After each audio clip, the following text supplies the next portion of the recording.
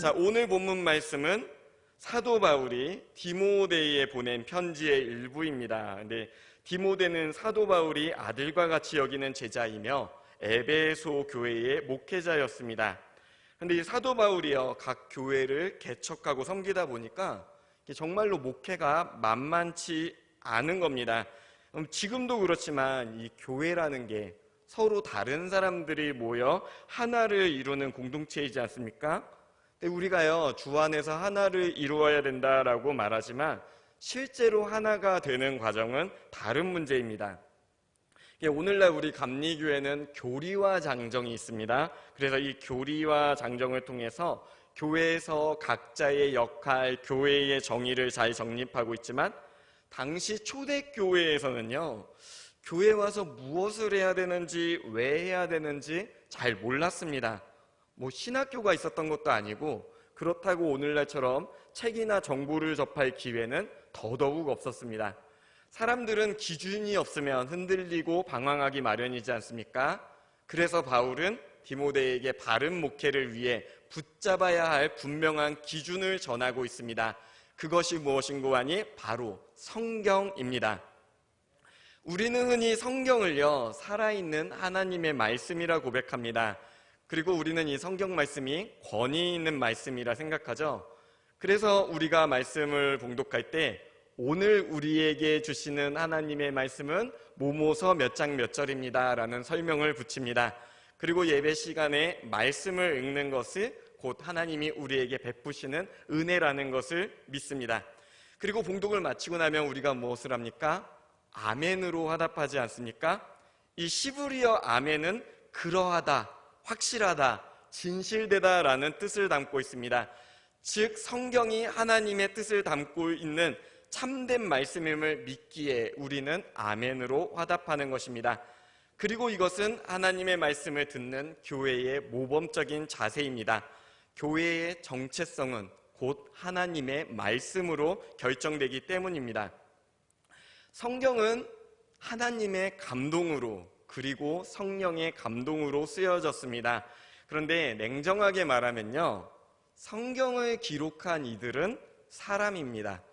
성경은 하늘에서 갑자기 뚝 떨어진 천상의 글이 아니고 그렇다고 하나님께서 불러주시는 말을 기계적으로 옮겨 적은 글도 아닙니다. 각 시대마다 믿음의 사람들이 성령님의 이끄심을 통해 하나님의 뜻을 깨달아 기록했습니다. 그리고 그 기록들이 믿음의 공동체 안에서 읽혀졌습니다. 오랜 역사 속에서 성령님은 믿음의 선조들에게 바른 생명의 말씀을 분별할 수 있는 힘을 주셨고 그 말씀이 66권 성경으로 우리에게 전해졌습니다. 이 성경 안에는 이스라엘의 역사도 담겨 있고 당시 가난한 백성들의 삶의 자리도 담겨 있고 믿음의 선조들의 신앙 고백도 담겨 있습니다.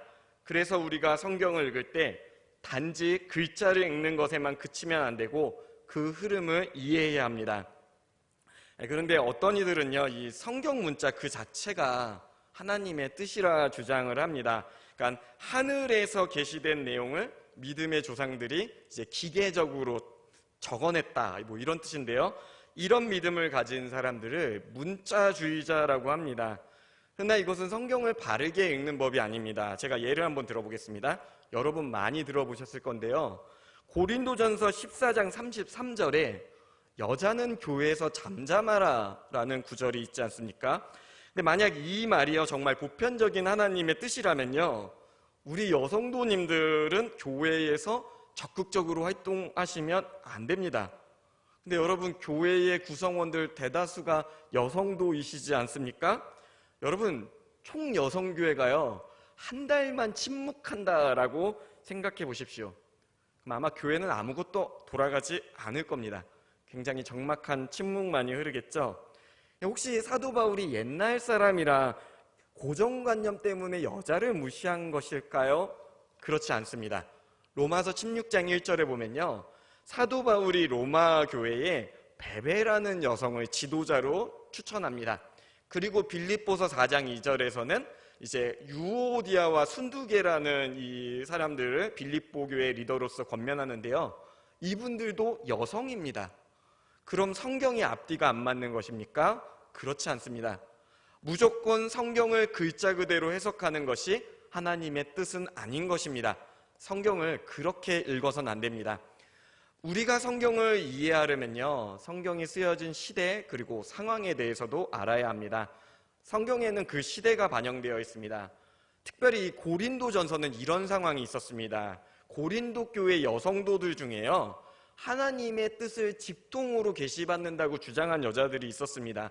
그런데 문제는요, 물론 그런 은혜가 있을 수도 있는데 이 여자들이 말하는 증언과 예수님의 제자들, 사도들의 증언이 다른 것입니다. 사도들이 전한 예수님이 있지 않습니까? 그런데 이 여자들이요, 내가 하나님의 음성을 들었는데 예수 그리스도는 이렇지 않고 이렇다더라 라고 다른 복음을 전한 것입니다. 그렇기 때문에 이 고린도 교회 여인들을 향해서 여자는 교회에서 잠잠하라 말했을 뿐입니다. 여러분, 분명한 것은요, 하나님께서는 남자와 여자를 차별하시지 않습니다. 우리가 성경을 읽을 때요, 두 가지를 기억하면 하나님의 뜻을 깨닫는 데 도움이 됩니다.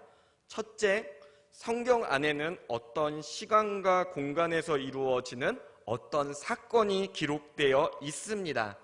근데 만약에 성경이 여기서 머문다면 다른 기록과 다를 바가 없겠죠? 하지만 둘째, 성경 안에는 하나님께서 우리에게 주시는 의미와 가치가 있습니다. 성경 안에서 일어난 사건은 역사적이고 유한하지만 그 안에 담겨있는 하나님의 뜻은 영원하고 무한합니다. 그래서 우리는 이 성경을 통해 오늘 우리에게 주시는 하나님의 뜻을 발견할 수 있습니다. 그러나 여러분, 성경을 많이 읽는 것도 중요하지만요, 그 안에 있는 하나님의 뜻을 깨닫는 것이 더 중요합니다. 그래서 단순히 많이 읽는 것만으로 그것이 깨달아지진 않습니다. 이 때문에 우리에게는 예배가 필요하고 설교 시간이 필요합니다. 예배에서 설교가 강조되는 것은 이 때문입니다. 성경 속에서 하나님의 말씀을 깨닫는 단계를요, 믿음의 선조들은 이렇게 고백했습니다. 내가 성경을 읽는 것이 아니라 성경이 나를 읽는다. 자, 이게 무슨 뜻일까요? 성경이 독자고 내가 책이다, 이런 뜻일까요? 그렇지 않습니다. 성경을 깊이 이해하는 것은요, 내가 하나님을 알아가는 것이 아니라 하나님이 나를 어떻게 사랑하는지를 깨닫는 과정이라는 말입니다. 여러분, 하나님은 무한하십니다. 따라서 말씀이요, 하나님의 모든 것을 담지 못하는 것은 당연합니다. 말씀뿐이겠습니까? 이 세상의 모든 지식을 다 담는다 해도 하나님을 담을 수는 없습니다. 하지만 우리가요, 이 성경을 통해 선포되는 말씀을 통해서요, 하나님의 성품을 이해할 수 있습니다. 그리고 그분이 우리에게 원하시는 것이 무엇인지도 찾아갈 수 있습니다. 따라서 성경을 바르게 읽는 것은 하나님의 뜻 안에서 우리가 어떤 존재인지를 깨닫는 것입니다.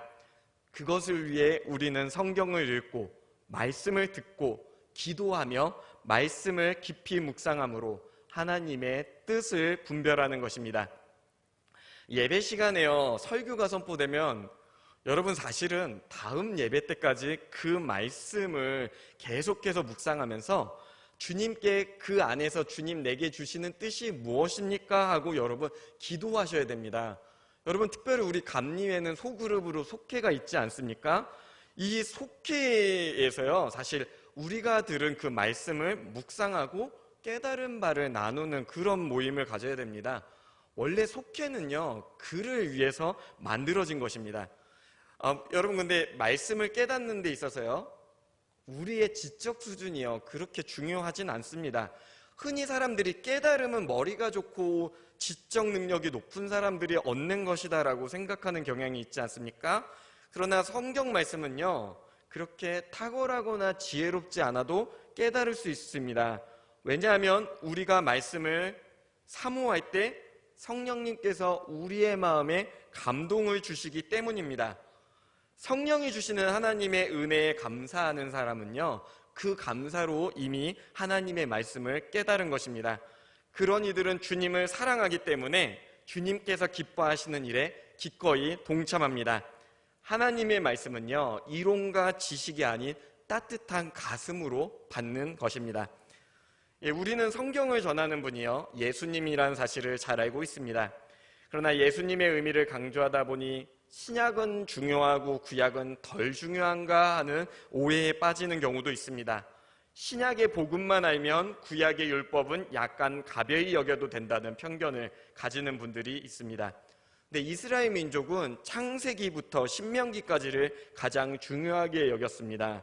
그곳에 하나님의 율법, 곧 토라가 담겨 있기 때문입니다. 이 토라는요, 하나님의 법이다, 이런 뜻을 가지고 있습니다. 근데 여러분, 혹시 경서라는 말 들어보셨습니까? 우리 조상들이요, 이제 책을 논할 때, 귀한 책들을 논할 때 경하고 서로 나눴습니다. 이제 경은요, 하늘의 뜻이 닿는 귀한 책을 경이라 했고요, 그만큼은 아니지만 버금가는 지혜의 책을 서라고 불렀습니다. 근데 우리 조상들이 이제 성경책을 받아들이지 않았습니까? 믿음의 조상들이 이 성경책에도 이 법칙을 적용했는데요. 여러분, 그 성경 중에 경이 들어가는 성경이 5권밖에 없다는 사실 아십니까? 창세기부터 신명기까지를 그대로 모세오경이라고 붙였습니다. 그리고 나머지 구약의 모든 책들, 그리고 심지어 우리가 이렇게 정말 귀하다고 생각하는 복음서, 그리고 서신서, 다 나머지 책들은 서자를 붙였습니다. 그만큼 우리 믿음의 조상들도요, 이 성경책을 처음 접했을 때 구약에 있는 이 모세오경, 그 율법의 의미가 정말 가볍지 않음을 느꼈던 것입니다. 율법은요, 하나님의 언약을 담고 있는 귀한 말씀입니다. 복음이 하나님의 은혜라면요, 율법은 하나님의 기준입니다. 복음의 은혜는 우리가 하나님께서 원하는 기준에 지키지 못한 그런 죄인임에도 불구하고 우리를 용서하셨다는 그 사랑을 깨달을 때 더 크게 다가옵니다. 근데 만약 우리가요, 이 하나님의 기준을 모른 채 그리스도의 사랑만을 언급한다면요, 이 복음은 값싼 은혜가 됩니다. 여러분, 기준을 모르면요, 은혜가 왜 은혜인지 모릅니다. 그리고 그런 인식은 왜곡을 낳습니다. 여러분, 자녀도 마찬가지입니다. 헌신과 수고의 의미를 모르는 자녀에게요, 한없이 다 베푸는 사랑을 주면요, 용서하고 들으십시오. 그 자녀는 형편없는 아이가 될 가능성이 많습니다. 버릇없고, 그리고 자신만 세상의 중심인 줄 알고 결국 결과적으로 그 아이가 좋은 어른이 되는데 방해가 될 수 있습니다. 마찬가지입니다. 우리가 하나님의 기준을 모르고 하나님의 은혜만을 논한다면요, 영적으로 그런 못난이가 될 수 있습니다. 구약 말씀을 통해 우리는 하나님께서 왜 율법을 주셨는지 배울 필요가 있습니다. 역사적으로 보면 이 신약 서신들이 쓰여지기 전에 예수님의 제자들은요, 구약 말씀을 통해서 예수님을 증거했습니다. 예수님은 율법의 완성이며 예언의 성취였습니다. 그리고 그 예수님의 소식이 바로 복음이었습니다. 따라서 율법을 외면한 복음은 값싼 은혜이고, 복음을 외면한 율법은 율법주의가 됩니다. 결국 복음과 율법은 우리가 하나님의 뜻을 깨닫고 예수님을 닮아가는 삶을 위해 둘 다 필요합니다. 그런 의미에서 구약 성경 역시 우리에게 동일하게 중요한 하나님의 말씀임을 믿으시길 소망합니다. 하지만요, 우리가 그럼에도 성경에서 더 집중해야 될 말씀이 있다면요, 그것은 분명히 예수님의 말씀과 가르침입니다. 혹시 율법의 해석과 예수님의 가르침이 이게 어긋나는 거 우리가 성경 읽다 보면 겪지 않습니까? 그렇다면 우리가 어디에 더 권위를 두어야 합니까? 당연히 예수님의 말씀에 더 권위를 두셔야 합니다. 왜냐하면 이 예수님은요, 하나님의 아들, 성자 하나님이시기 때문입니다. 여기서 잠시 삼위일체에 대해서 좀 논할 수밖에 없을 것 같습니다. 왜냐하면 성경이 결국 우리가 믿는 하나님은 성부, 성자, 성령 하나님이심을 전하고 있죠. 이제 뭐 사전적으로는 이제 세 위격 위에 하나의 본질을 세우다라는 뜻을 가지고 있는데, 이제 뭐 쉽게 설명하는 건 거의 어렵겠지만 동일한 본질이신 하나의 하나님됨의 그 신성 안에서 성부와 성자, 성령이 세 인격으로 존재한다, 이렇게 이해하시면 좋을 것 같습니다. 물론 어렵죠. 신학교 때 교수님들이요, 이런 말씀 많이 하셨습니다. 삼위일체는 설명을 할수록 성도님들이 더 혼란에 빠진다라고요. 그런데 우리의 신앙의 대상이신 하나님, 어렵다고 그냥 넘어가는 것도 좀 이상한 것 같습니다. 자, 요한일서 4장 8절에 사랑하지 아니하는 자는 하나님을 알지 못하나니 이는 하나님은 사랑이심이라 라는 고백을 합니다. 그런데 여러분 아시지만 사랑은 혼자 하는 게 아니지 않습니까? 물론 이제 그리스 신화에 나르키소스라는 청년이 우물에 비친 자신을 보고 스스로를 사랑하게 됐다라는 예화에서 따온 나르시즘이라는 그런 심리적 용어가 있습니다. 자기를 너무 사랑하는 그런 감정. 그런데 이것은요, 성경이 기록한 하나님의 사랑과는 별개입니다. 성경은요, 사랑이 관계임을 분명히 나타냅니다. 그러니까 이걸 한번 상상해 보셨으면 좋겠어요. 분명히 태초전이 있었습니다. 아무것도 없는 태초전인데 그때 오직 삼위일체 하나님만 존재하셨습니다. 그리고 이 아무것도 없던 시대에 삼위일체 하나님, 성부와 성자와 성령은요, 사랑 안에서 계셨습니다. 그 사랑이 너무나 좋았기 때문에 그 사랑에 동참하게 하고자 이 세상을 창조하셨습니다. 그리고 그분은 그 사랑에 지금도 우리가 동참하길 원하십니다. 이걸 약간 어려운 말로 내재적 삼위일체라고 합니다. 이건 기억하지 못하셔도 됩니다. 중요한 것은 삼위일체 하나님께서는 사랑 가운데 계셨고 그 사랑에 지금도 우리가 동참하길 원하신다는 것입니다. 그분들은요, 성부, 성자, 성령은 서로 어긋남이 없었습니다. 모두 동일한 뜻으로 서로를 세우고 지지하며 동일한 한 분 하나님의 역사를 이루어 가셨습니다. 성경은 그 가운데서도 특별히 우리에게 오신 그리스도 예수를 곧 살아계신 하나님의 말씀이라 고백합니다. 따라서 우리는 예수님을 통해 가장 온전한 하나님의 뜻을 깨닫게 되는 것입니다. 여러분 아마 계시라는 말도 많이 들어보셨을 것입니다. 담임 목사님께서 워낙에 출중하게 분명하게 말씀을 밝히시죠. 계시는 가려진 것을 보여준다는 뜻입니다. 그런데 여러분 아까도 언급했듯이요, 하나님은 무한하신 분이시지 않습니까? 무한하다는 건요, 우리가 측량할 수 없다는 뜻입니다. 그리고 우리는 유한합니다. 유한한 우리는 무한한 하나님을 이해할 수 없습니다. 우리는 우리가 가진 감각과 지식이 담을 수 있는 만큼만 하나님을 이해할 수 있습니다. 그런데 사실요, 우리는요, 세상을 이해하는 그 감각과 지식도 굉장히 제한적입니다. 여러분 많이 들어보셨을 것입니다. 바다에 가도 우리는 돌고래들이 소통하는 소리를 듣지 못한다고 그러죠? 근데 그 소리가 존재한답니다. 우리가 듣지 못하는 주파수가 있다는 것이죠. 그리고 빛도 마찬가지입니다. 우리가 빨주노트로 파남보 가시광선은 보지만 그 위에 있는 빨간색 위에 적외선, 보라색 밑에 자외선, X선 이런 거 저희는 하나도 보지 못합니다. 그런데 있습니다. 어떻게 증명합니까? 여러분 쓰시는 스마트폰이 그 증거입니다. 그 이론 중에 하나라도 틀리면요, 여러분 쓰시는 전자제품 하나도 돌아가지 않습니다. 그런데 다 돌아가죠. 여러분 병원 가셔가지고 엑스레이 찍을 때 우리의 내부를 찍을 수 있다는 거, X선이 존재한다는 증거입니다. 여러분 혹시 우리의 감각이 제한적인 게 오히려 은혜라는 생각 해보셨습니까? 가끔씩 어떤 사람들이 유머로 지구가 굴러가는 소리가 들린다는 얘기를 하는데요, 사실 그 소리 들으면 어떻게 살겠습니까?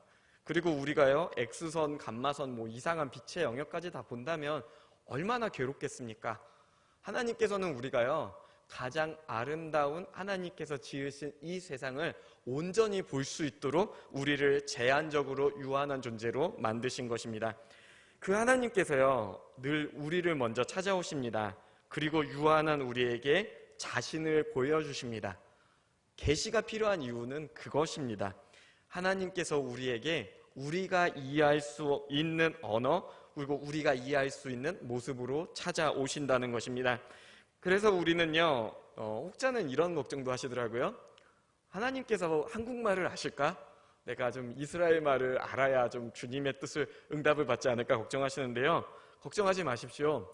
하나님은 바샤 왕 고레스에게도 찾아오셨고 애굽 왕 바로에게도, 그리고 세계 각국의 사람들에게도요, 필요에 따라 찾아오셔서 그들이 이해할 수 있는 말로 소통하셨습니다.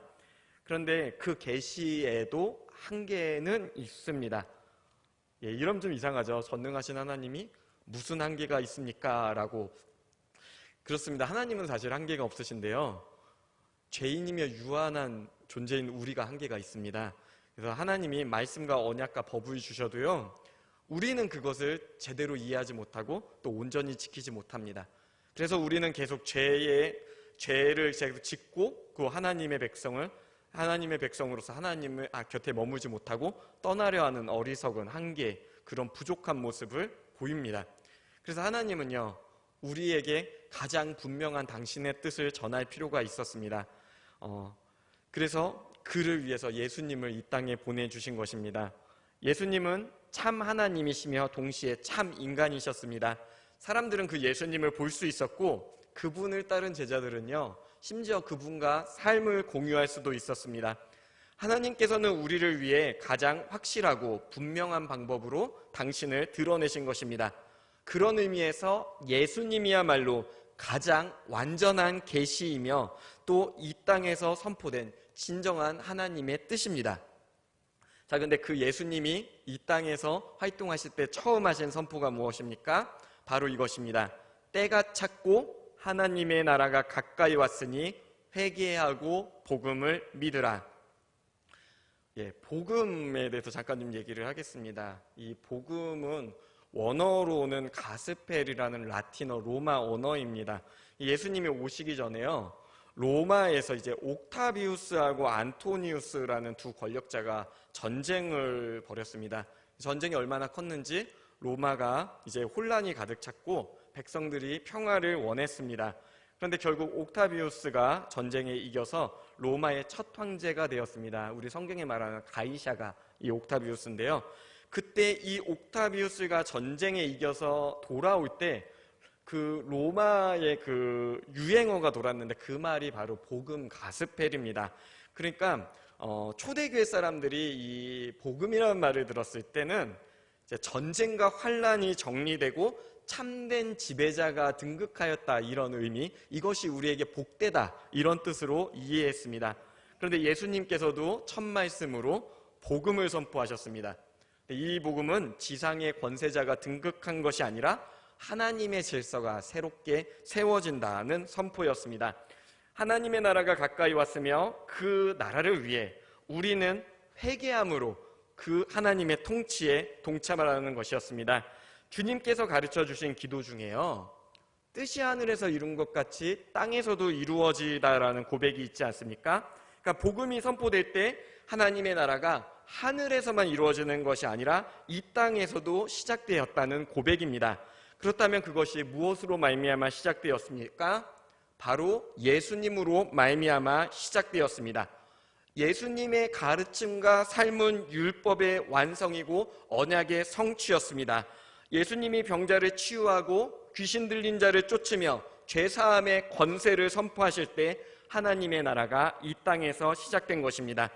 그리고 그 예수님께서 십자가 위에서 우리의 죄값을 대신 치러주셨고 죽은 자의 첫 열매로 부활하셔서 우리도 하나님 나라에 영생하게 됨을 증명하여 주셨습니다. 그때 비로소 제자들은요, 예수님의 말씀을 따라 부르심에 순종하는 것이 우리 인생의 본질이며 목적임을 깨달았습니다.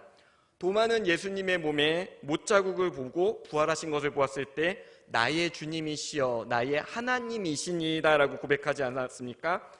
예수님은 더 이상 그들에게 믿음의 주요 온전케 하신 더 이상 선생이 아니라 믿음의 주요 온전케 하신 하나님으로 믿게 된 것입니다. 그렇습니다. 복음 안에서 하나님 나라의 통치를 이루시는 참된 왕은 오직 예수 그리스도이심을 믿으시길 소망합니다. 자, 오늘 말씀 한 번 더 우리 합독하길 원합니다. 오늘 말씀 16, 17절입니다. 모든 성경은 하나님의 감동으로 된 것으로 교훈과 책망과 바르게 함과 의로 교육하기에 유익하니 이는 하나님의 사람으로 온전하게 하며 모든 선한 일을 행할 능력을 갖추게 하려 함이라. 아멘. 성경은 하나님의 감동으로 기록됐습니다. 그리고 그 가르침은 하나님의 뜻을 품고 있습니다. 이 말씀은 우리에게 교훈을 주시기도 하고 책망하기도 하며 삶의 바른 길과 하나님의 의로 우리를 양육합니다. 성경은 우리를 하나님의 사람으로 온전하게 하며 또한 모든 선한 일을 행할 능력을 갖추게 합니다. 바로 우리가 성경 안에 있는 하나님의 뜻을 발견할 때, 그리고 성경 속에 있는 하나님의 뜻이 우리의 삶에 영향력을 끼칠 때 그런 변화를 겪을 수 있습니다. 자, 근데 사실 개인적으로 성경을 읽고 이해하는 일은 어렵습니다. 이 땅에 있는 대부분의 이단들은요, 성경을 제대로 이해하지 못한 채 자의적으로 해석하다가 그런 결과를 맞이했습니다. 글자 자체에 잘못된 의미를 부여하다가 일어난 문제들이죠. 성경을 바르게 이해하기 위해서는 예배에 참석하고 말씀을 듣고 그 말씀을 기도로 하나님께 그 말씀 속에서 주님의 뜻을 더 깊이 구하며 묵상하셔야 합니다. 우리 교회에서는 분기별로 이루어지는 베델 성서 대학이 있습니다. 특별히 우리 성서편을 저도 듣고 있는데 이거야말로 진짜 성경을 이해하는데 큰 도움이 됩니다. 담임 목사님께서 워낙 성경 말씀에 탁월하시기도 하고요. 그리고 우리 부목사님들도 성경 말씀에 굉장히 탁월하십니다. 부디 여러분 말씀 궁금하시면요, 뭐 유튜브에 소문났다는 뭐 그런 거 아니면 뭐 기도원 찾아가시기 전에요, 먼저 우리 교회 목사님들께 여쭤보시길 진심으로 소망합니다. 왜냐면요, 저도 그 유튜브 좀 봤어요. 좀 유명하다는 사람들 봤는데 의외로 엉터리가 많습니다.